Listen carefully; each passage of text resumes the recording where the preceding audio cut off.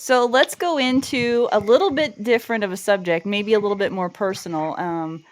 So we talked about serving others, throughout the active self-protection organization, but you have a heart of service to others within your family. That is what your family is about.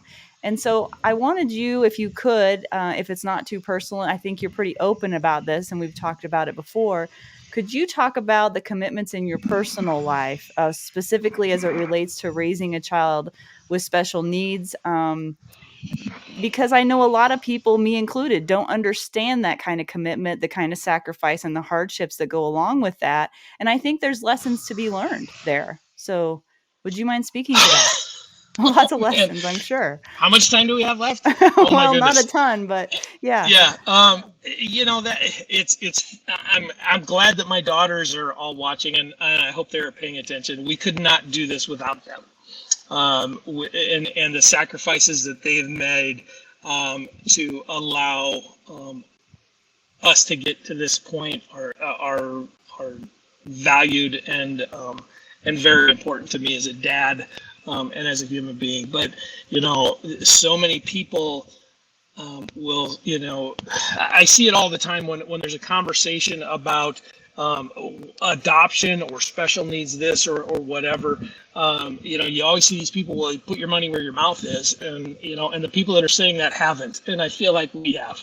When we brought Cody into our house at 2 weeks old, this was 17 years ago, so I wouldn't call myself a young man at the time, but I was kind of naive to how that all went.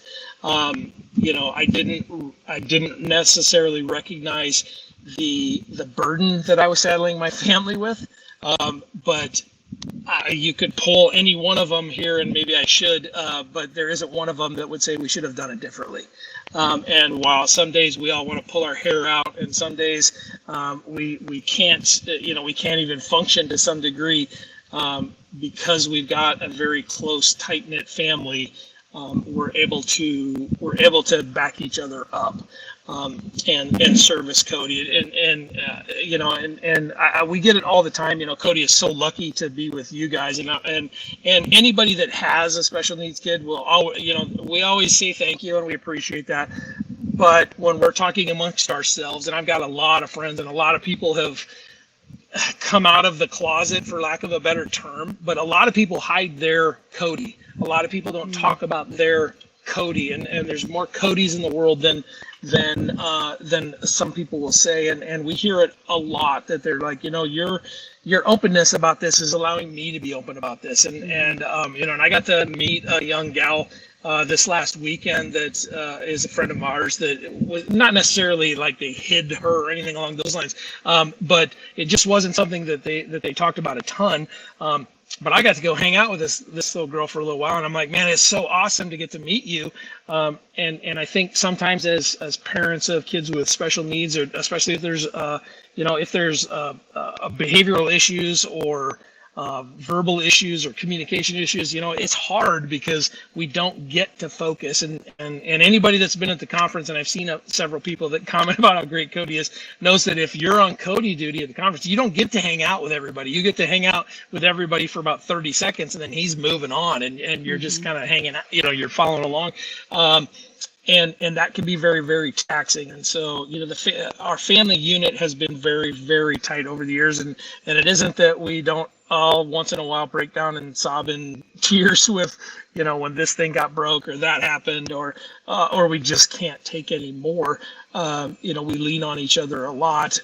But when it all comes down to it, he needs us and we need him. I admire my entire family, and I'm probably the worst at it. I'm the one that probably has the shortest fuse, and I'm the one that deals with most of the stuff and the broken things and all of that kind of stuff. But what's been amazing to me as a dad is to see the young men that have come into, when you have 4 daughters, there's especially when they're all pretty young girls, the guys come around, and you can only threaten to kill so many of them before somebody calls the law enforcement.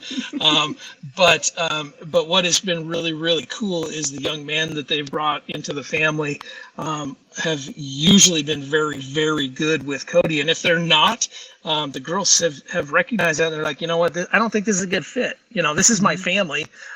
And so if this isn't a good fit, and if you can't handle Cody, then you probably don't deserve to be with us, you know, be around here. And so it makes my heart swell every time that one of these guys come into our family, and just to see them deal with Cody. And you know, one of our son-in-laws is the hardest working man I know, and is just a saint.